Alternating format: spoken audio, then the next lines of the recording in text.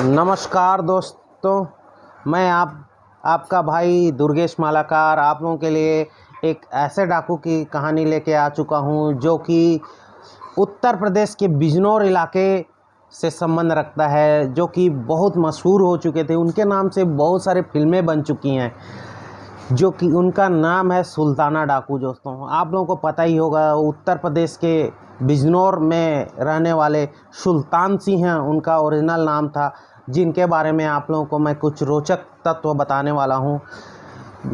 और वो कि किसने पकड़वाया, कब पकड़े, कब उनका मृत्युदंड हुआ, ये सब के बारे में आप लोगों को डिटेल से विस्तार से बताता हूँ। इतिहास के पन्नों में लाखों नाम दर्ज होंगे दोस्तों, जिनके बारे में जानना या समझना बहुत ज़रूरी नहीं है, लेकिन कुछ नाम वंशज ऐसे हैं जिनको याद आज भी किया जाता है, जैसे मुग़ल वंश, राजपूत वंश, ब्रिटिश राज। इसीलिए आपने कई राजा या फिर बादशाहों के नाम की कहानी सुनी होगी। लेकिन आज हम आपको इतिहास के सबसे बड़े विलन का किरदार निभाने वाले सुल्तान डाकू के बारे में आपको पूरा विस्तार से बताने चाह रहा हूं दोस्तों, जिसने कई तरह के अजीबोगरीब नौटंकी या कहानी इतिहास के पन्नों में दर्ज है। आपको बता दें कि सुल्तान डाकू एक काल्पनिक किरदार बन चुका है, जिस पर कई सारी फिल्में बन चुकी हैं। दोस्तों, सुल्ताना डाकू का असली नाम कुख्यात सुल्तान सिंह था, जो कि उत्तर प्रदेश राज्य में संबंध रखता है, जहां कहा जाता है कि सुल्तान डाकू यानी सुल्तान सिंह घुमंतू बंजारे भांतू समुदाय से ताल्लुक़ रखता था और वह एक साधारण इंसान था। बता दें कि सुल्ताना का जन्म मुरादाबाद ज़िले के हरथला गांव में हुआ था, लेकिन कई इतिहासकारों का मानना है कि सुल्तान सिंह डाकू बिजनौर राज्य का रहने वाला था। कहा जाता है कि सुल्ताना डाकू खुद को महाराणा प्रताप के खानदान का बताता था। सुल्ताना डाकू एक गरीब परिवार से ताल्लुक़ रखता था दोस्तों, और बहुत तरह की सरल इंसान था।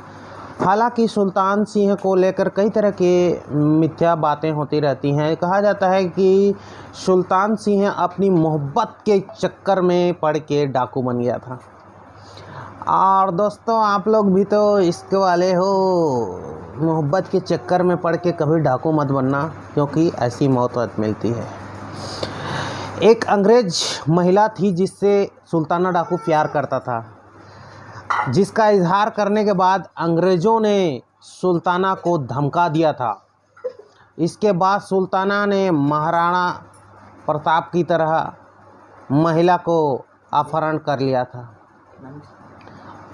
और इसके बाद सुल्ताना का आतंक इतना ज़्यादा पकड़ लिया था कि कई जगह उल्लेख मिलता है दोस्तों कि सुल्ताना सिंह इंसाफ करने वाला इंसान था। इसीलिए अमीरों का सामान चुराता था और गरीबों में बांट दिया करता था, क्योंकि उसे लगता था कि समाज में गरीबों के साथ अन्याय हो रहा है। इसीलिए सुल्ताना का आतंक राह चलने लगा था और कई सालों तक जेल में भी रहा।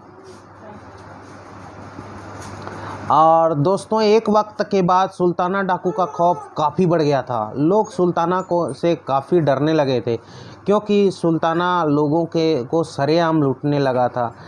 इतना ही नहीं दोस्तों, कहा जाता है कि सुल्ताना ने 400 साल पूरे नजीबाबाद में स्थित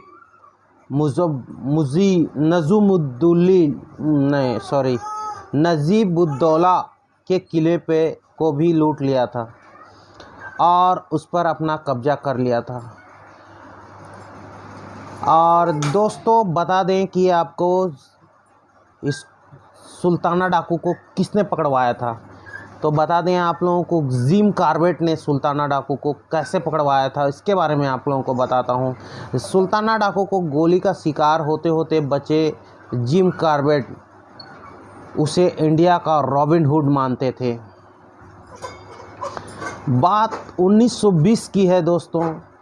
भारत के मध्य प्रदेश से लेकर उत्तर प्रदेश और पंजाब सुल्ताना डाकू का आतंक से भरा हुआ था। बड़े बड़े अंग्रेज अफसर उसे ढूंढते थक चुके थे।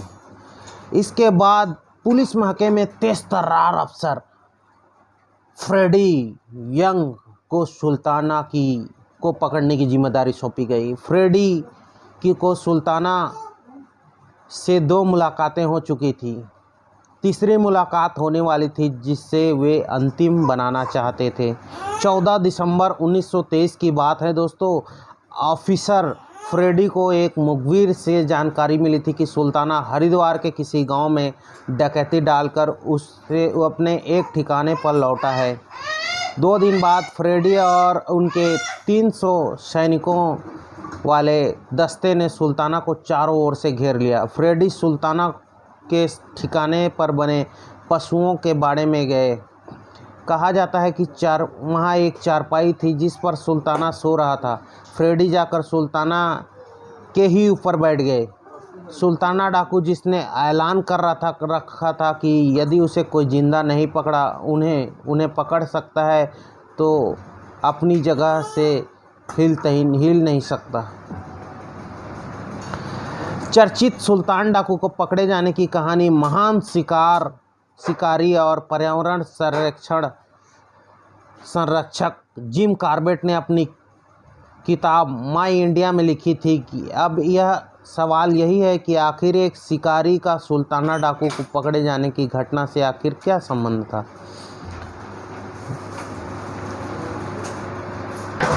दोस्तों, कैसे सुल्ताना डाकू के मामले से जुड़े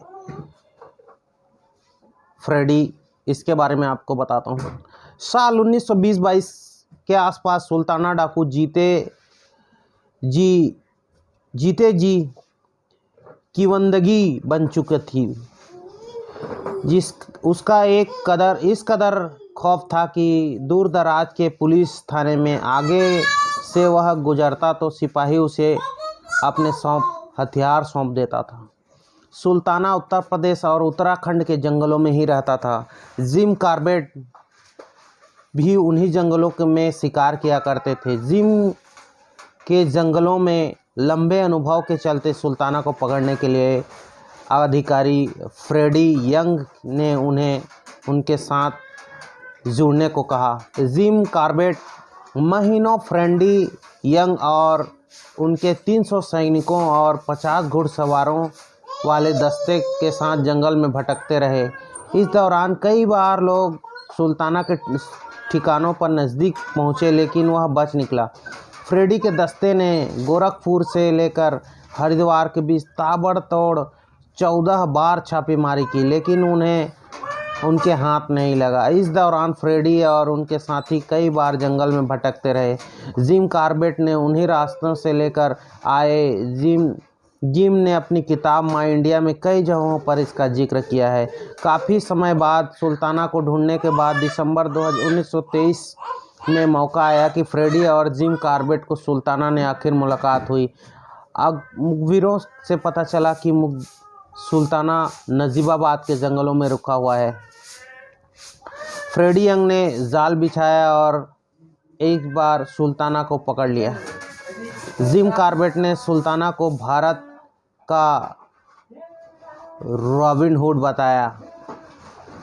उन्होंने सुल्ताना को गिरफ्तार किया के साथ ही तफसील से इस डाकू को मानवीय पक्ष का ब्यौरा लिखा था कि मैं चाहता था। दोस्तों, आप लोग मेरा वीडियो को लास्ट तक देखें, इसके लिए आप लोगों को बहुत बहुत धन्यवाद। इसी तरह से प्यार बनाते रहिए ताकि मैं आप लोगों के लिए अच्छे से अच्छा वीडियो लाते रहूँगा और इसी तरह से नया स्क्रिप्ट में काम करते रहूँगा ताकि आप लोगों को एक नए डाकू नए कहानी के बारे में आप लोगों को जानकारी मिलता रहे। अगर मेरे चैनल में पहली बार है, चैनल को सब्सक्राइब करिए और बेल आइकन को बटन को ज़रूर दबाना दोस्तों, ताकि आप लोगों को सबसे पहले नोटिफिकेशन मिल सके। चैनल को लाइक करें, शेयर करें, सब्सक्राइब करें। जय हिंद, जय भारत, जय छत्तीसगढ़।